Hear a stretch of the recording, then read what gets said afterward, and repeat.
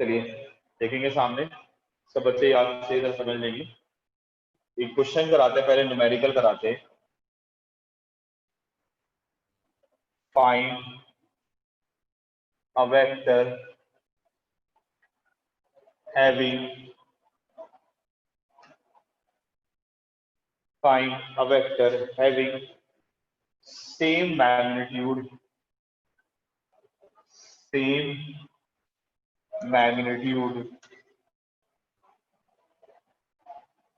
as a vector is equals to I cap plus j cap plus 2k cap and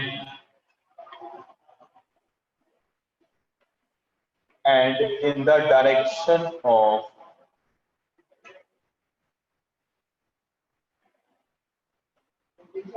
B vector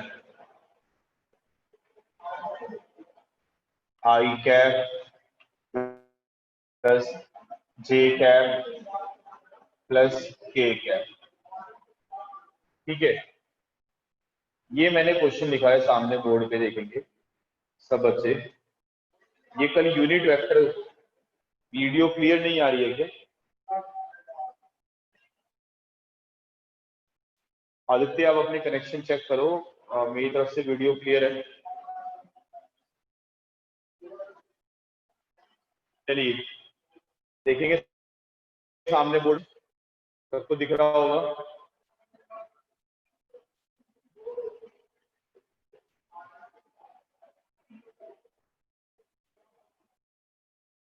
ठीक है, थोड़ा बड़ा लिखे करेंगे अगली बार से, अभी फिलहाल हम यही लिखे रहने देते हैं। ठीक है, चलिए देखें क्वेश्चन एक बार मैं बोल देता हूँ क्या लिखा हुआ है सामने।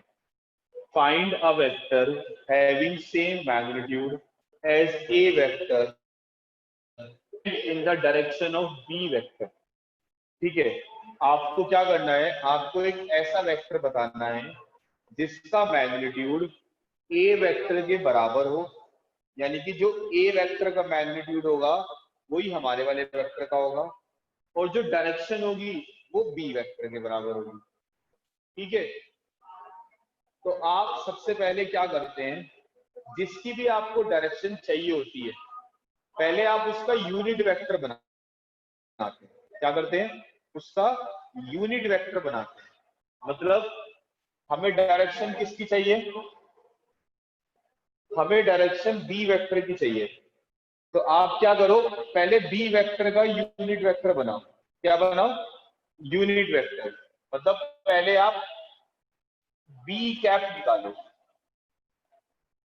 बी कैप कैसे निकालोगे, बी कैप निकालने का तरीका क्या होगा, B vector divided by B vector का मैग्नीट्यूड। सही है, ये यूनिट वेक्टर निकालने का तरीका होता है। अब बी वेक्टर का मैग्नीट्यूड कैसे निकालोगे आप, बी वेक्टर का मैग्नीट्यूड निकालने का तरीका होगा अंडर रूट आई के साथ वाले का स्क्वायर, यानी कि 1 का स्क्वायर 1, जे का स्क्वायर के का स्क्वायर, यानी कि √3। ये मेरे पास क्या आ गया, ये मेरे पास बी का मैग्नीट्यूड आ गया। तो यहां से बी कैप कितना आएगा, यहां से बी कैप आएगा आई कैप प्लस जे कैप प्लस के कैप डिवाइडेड बाय √3।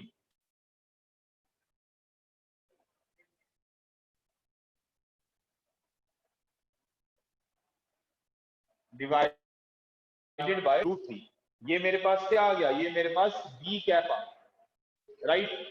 अब अगर मैं आपसे बी कैप के बारे में पूछूं तो बी कैप क्या है, बी कैप एक ऐसा वेक्टर है जिस वेक्टर की डायरेक्शन बी के बराबर है लेकिन उसका मैग्नीट्यूड 1 है।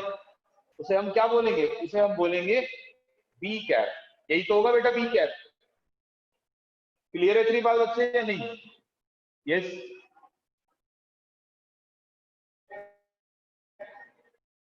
हाँ जी बच्चों।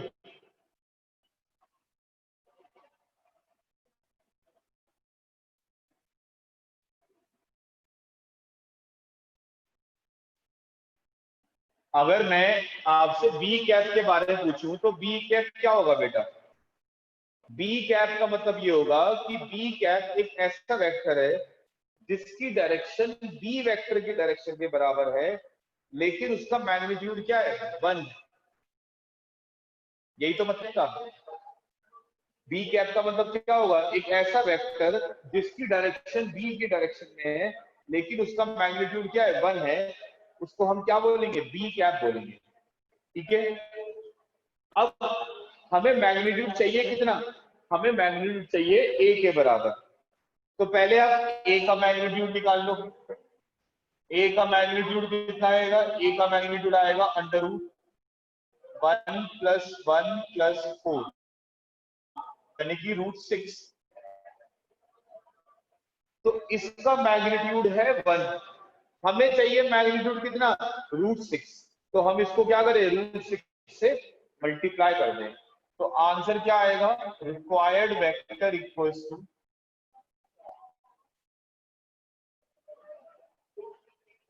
ए का मैग्नीट्यूड इंटू बी कैप। ए के मैग्नीट्यूड को किससे मल्टीप्लाई कर देंगे? ए का मैग्नीट्यूड कितना है? √6। इसको मल्टीप्लाई कर देंगे हम किससे?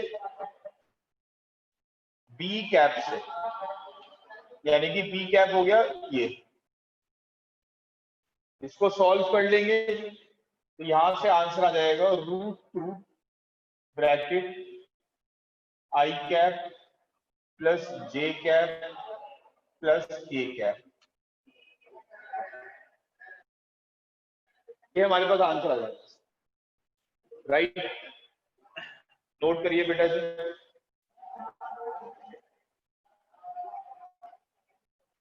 सब बच्चे नोट कर लीजिए आंसर इसका।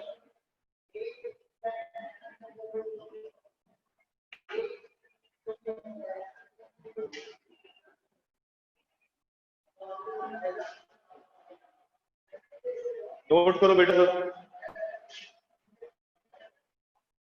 समझाए तो मैं दोबारा कर दो।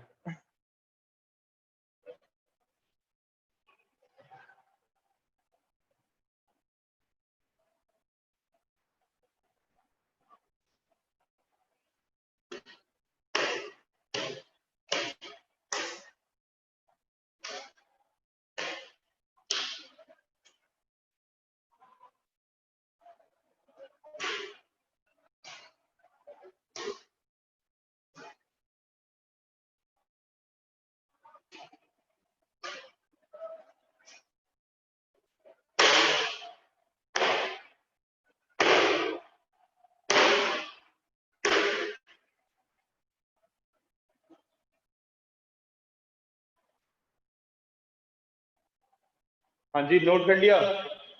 देखिए दोबारा समझ लो बेटा, जिसको समझ में नहीं आया इस क्वेश्चन का आंसर एक बार दोबारा समझ लो लास्ट टाइम। ठीक है, हमें एक ऐसा वेक्टर बताना है जिसका मैग्नीट्यूड ए वेक्टर के बराबर है, लेकिन जो उसकी डायरेक्शन है वो बी वेक्टर की डायरेक्शन में आ रही है। तो हमें बी वेक्टर की डायरेक्शन चाहिए। तो बी वेक्टर की डायरेक्शन पता लगाने के लिए आप पहले बी का यूनिट वेक्टर बनाओगे। आपने यूनिट वेक्टर बना दिया बी का, ये आ गया। इस वेक्टर की क्या खासियत है? इस वेक्टर की खासियत ये है कि एक ऐसा वेक्टर होगा जिसकी डायरेक्शन बी के डायरेक्शन में होगी, लेकिन मैग्नीट्यूड 1 होगा, क्योंकि ये यूनिट वेक्टर है। हमें कितना चाहिए? हमें मैग्नीट्यूड चाहिए √6। तो हम इसे किससे मल्टीप्लाई कर देंगे? √6 से मल्टीप्लाई कर देंगे। दैट्स ऑल, बहुत सिंपल है। ठीक है,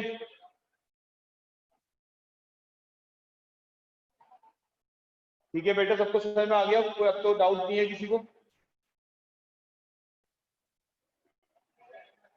सही है, सुनो।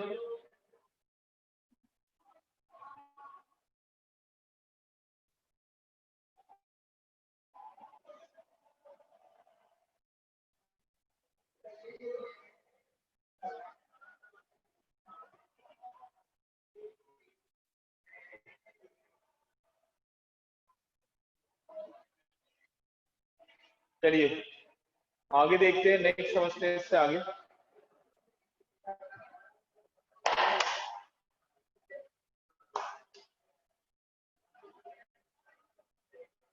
नेक्स्ट क्वेश्चन है, सॉरी क्वेश्चन नहीं है, जो हमने टॉपिक शुरू करा था टाइप्स ऑफ वेक्टर, उसमें हमने एक ही वेक्टर पढ़ा अभी तक, यूनिट वेक्टर। अब हम उससे आगे पढ़ना शुरू कर रहे हैं, ठीक है। देखिए इसके आगे आते हैं हमारे पास लाइक वेक्टर्स।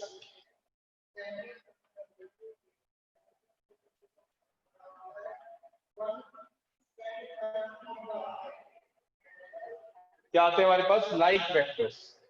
लाइक वेक्टर्स क्या होते हैं? लाइक वेक्टर्स वो होते हैं जिनकी डायरेक्शन सेम होती है, जो एक ही डायरेक्शन में लग रहे होते हैं, उन्हें हम लाइक वेक्टर्स कहते हैं। जैसे ये ए वेक्टर है और ये बी वेक्टर है, तो इनको हम लाइक वेक्टर्स कहते हैं क्योंकि इनकी डायरेक्शन सेम है, इस तरफ है। फिर हमारे पास आते हैं अनलाइक वेक्टर्स।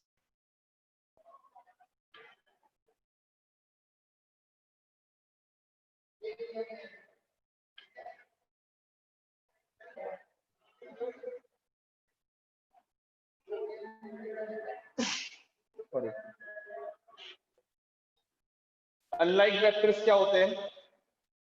अनलाइक वेक्टर्स वो होते हैं जिनकी डायरेक्शन क्या होती है? अपोजिट होती है। जैसे एक वेक्टर इधर हो गया और एक वेक्टर इधर हो गया, इन्हें हम क्या बोलते हैं? इन्हें हम बोलते हैं unlike vectors. Like vectors are those which have the same direction and unlike vectors are those which have the opposite direction. Right? Clear हो गए लाइक वेक्टर्स और अनलाइक वेक्टर्स? कोई डाउट किसी को? यस बच्चे, एनी डाउट्स? से यस और no, जल्दी बताइए बेटा।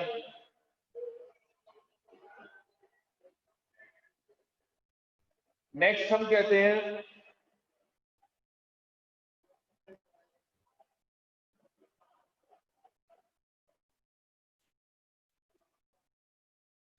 वानी सिंह। बच्चे आप अपना चेक करो कनेक्शन, मेरी तरफ से वीडियो बिल्कुल क्लियर जा रहा है बच्चों।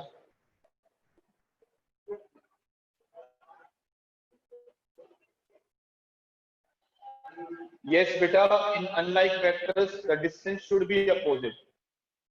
नो बच्चे, in unlike vectors the distance should, sorry direction should be opposite. Unlike vectors में डायरेक्शन अपोजिट होना जरूरी है, ठीक है। आगे बढ़े।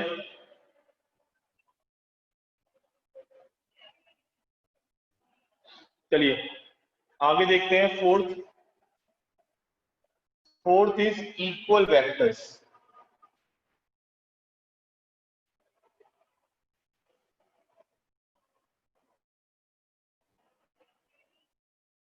इक्वल वेक्टर्स क्या होते हैं?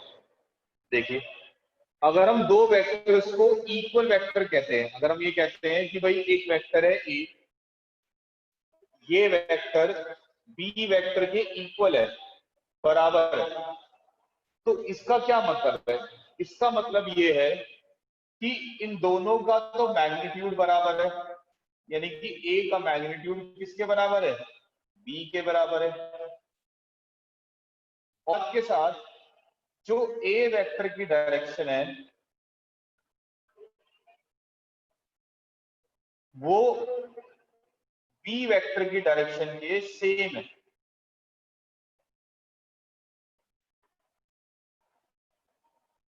ठीक है, दो वेक्टर्स इक्वल कब होंगे? दो वेक्टर्स इक्वल तब होंगे जब दोनों वेक्टर्स का मैग्नीट्यूड बराबर होगा और दोनों वेक्टर्स की डायरेक्शन भी क्या होंगी?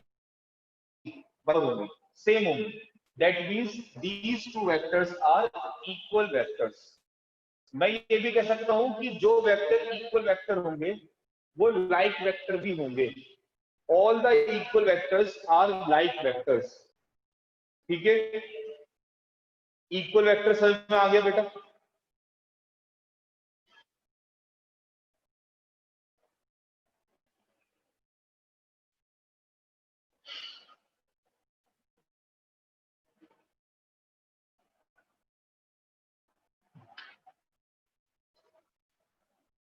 यस, क्लियर है या नहीं?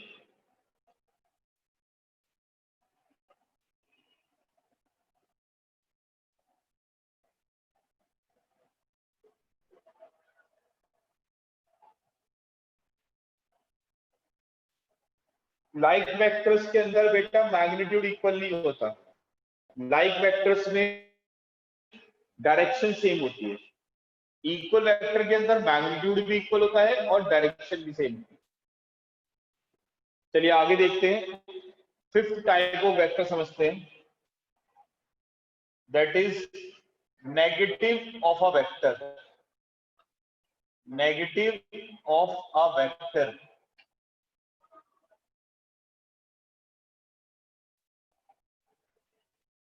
अगर हम एक वेक्टर को दूसरे वेक्टर का बोल रहे हैं तो इसका क्या मतलब है, हम क्या कहना चाहते हैं? देखिए, जैसे हमने कहा कि A vector is negative times of B vector, तो सर ये क्या कह रहा है इससे? ये क्या कहना चाहता है? देखिए, अगर हमने कहा कि ए वेक्टर बी वेक्टर का नेगेटिव है तो दैट मीन्स दोनों के जो मैग्नीट्यूड है वो तो बराबर है। ए का मैग्नीट्यूड बराबर बी का मैग्नीट्यूड, लेकिन जो ए की डायरेक्शन है it is opposite to the direction of B. ठीक है, डायरेक्शन ऑफ ए,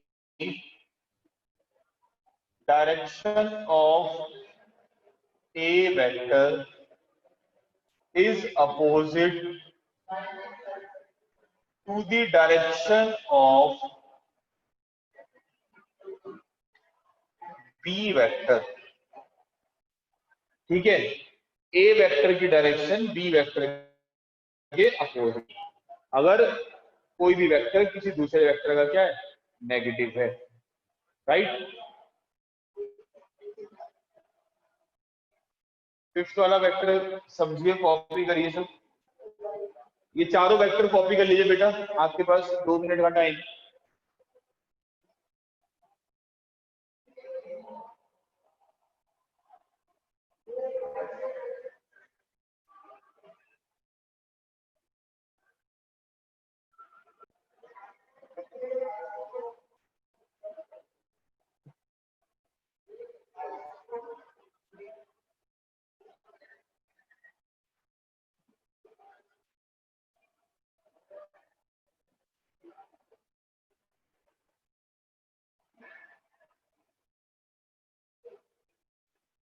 नोट कर लिए बेटा जल्दी से।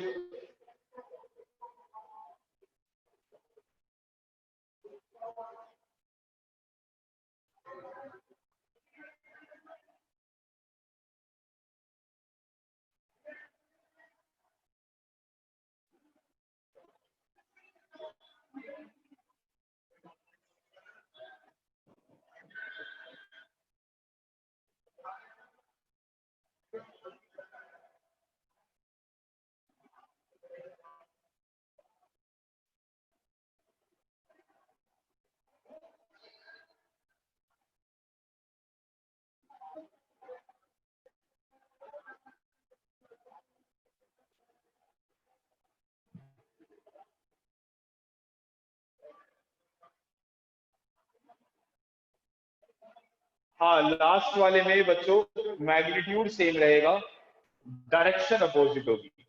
नेगेटिव वेक्टर में मैग्नीट्यूड सेम रहता है, डायरेक्शन अपोजिट होती है। ठीक है, आगे बढ़े।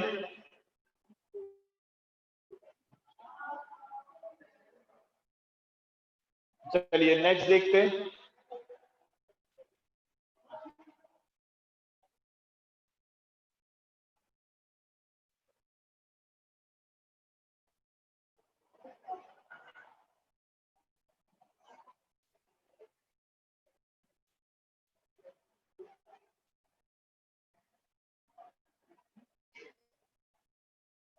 आगे समझते हैं हम टाइप्स ऑफ वेक्टर में।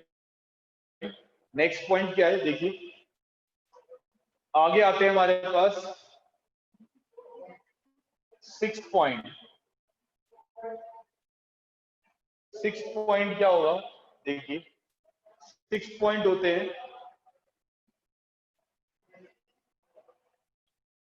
कोलिनियर वेक्टर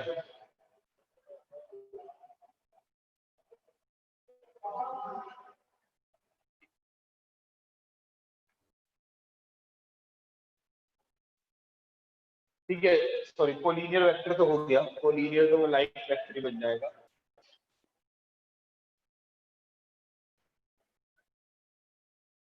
कोलिनियर की जगह रखते हैं concurrent vectors, concurrent vectors.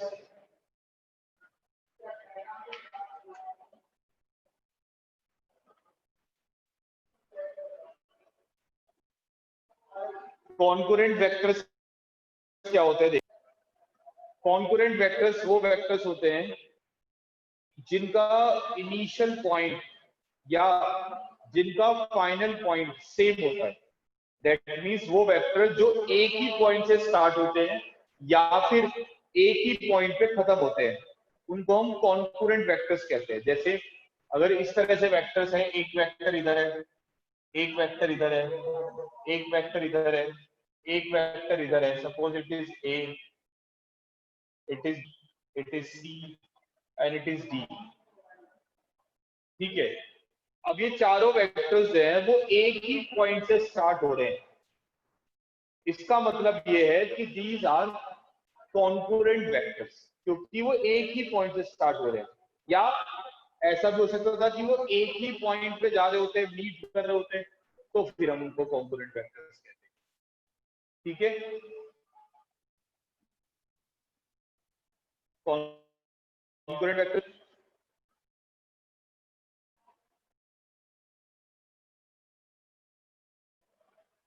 Yes और नो?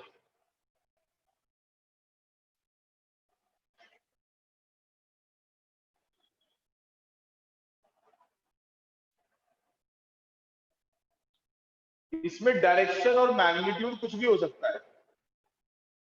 इसमें डायरेक्शन मैग्नीट्यूड कुछ भी हो सकता है, ऐसा कुछ नहीं है कि यहाँ डायरेक्शन सेम होगी या मैग्नीट्यूड सेम होगा, ऐसा कुछ भी, वो कुछ भी हो सकता है, सेम हो भी सकता है, नहीं हो सकता, नो कंपल्शन। राइट, आगे आते हैं। Seventh is coplanar vectors. Coplanar vectors,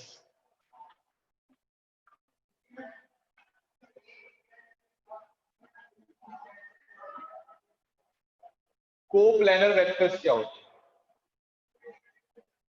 coplanar vectors वो वेक्टर्स होते हैं जिनका एक ही प्लेन होता है, they have the same plane, is called coplanar vectors. जैसे फॉर एग्जांपल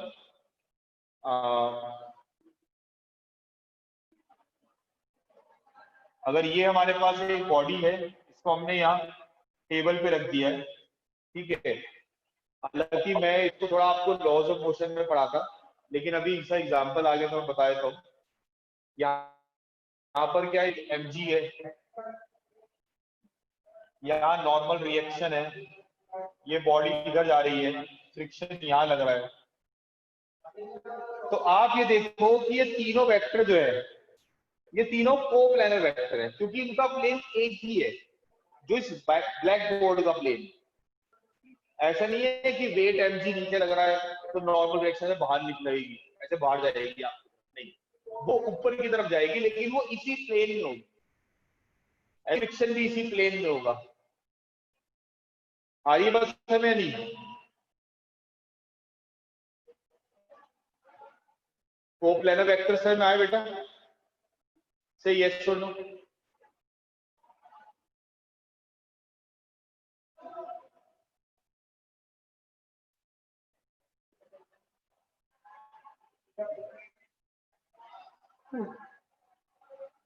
सॉरी बच्चे, ये जो n है, आप इसको थोड़ा इतना कंफ्यूजन में मत लेके आओ। n के बारे में आप डिटेल में पढ़ेंगे अगले चैप्टर में, that is in laws of motion. n को नॉर्मल रिएक्शन कहते हैं, ठीक है।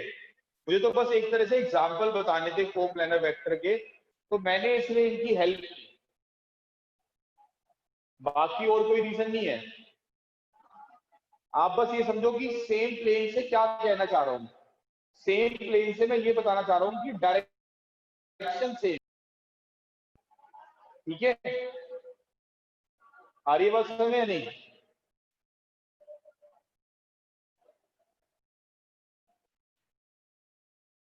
बेटा फ्रिक्शन भी सेम प्लेन पे ही होगा। फ्रिक्शन बाहर थोड़ी ना लगेगा, रोड बाहर की तरफ थोड़ी आ रही है, रोड तो इधर आ रही है, तो फ्रिक्शन इधर ही तो लगेगा।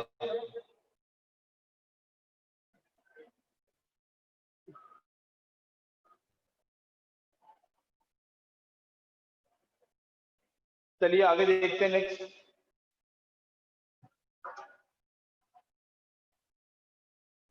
Next is null vector. Null vector या इसको हम जीरो वेक्टर भी कहते हैं। जीरो वेक्टर, इसका एक नाम और है, दैट इज वॉइड वेक्टर। ये तीनों एक ही बात को बता रहे हैं, नल वेक्टर, जीरो वेक्टर और वॉइड वेक्टर। अब ये क्या होते हैं देखिए, एक ऐसा वेक्टर जिसका मैग्नीट्यूड जीरो है, जिसका मैग्नीट्यूड क्या है, जीरो है, और जो उसकी डायरेक्शन है, इट हैव एनी डायरेक्शन, कोई सी डायरेक्शन हो सकती है। तो इस वेक्टर को हम क्या बोलते हैं, null vector. A vector whose magnitude is zero and have arbitrary direction, any direction, north, south, east, west, कहीं भी हो सकती है। तो उस वेक्टर को हम क्या बोलते हैं, नल वेक्टर या जीरो वेक्टर। ठीक है, समझ में आया नल वेक्टर के बारे में? हाँ जी बच्चों, ये सुनो,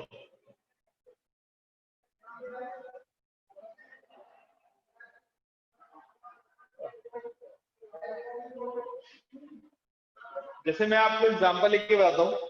सपोज करो कि आपने ए वेक्टर में से ए वेक्टर को माइनस करा, ठीक है। ए वेक्टर में से आपने ए वेक्टर को माइनस करा, इसका आंसर क्या आया, इसका आंसर आया जीरो वेक्टर।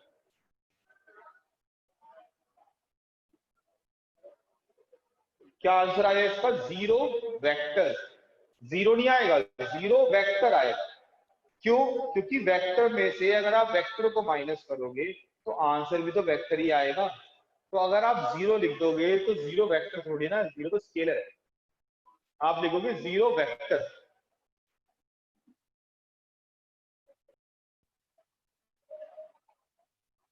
ठीक है,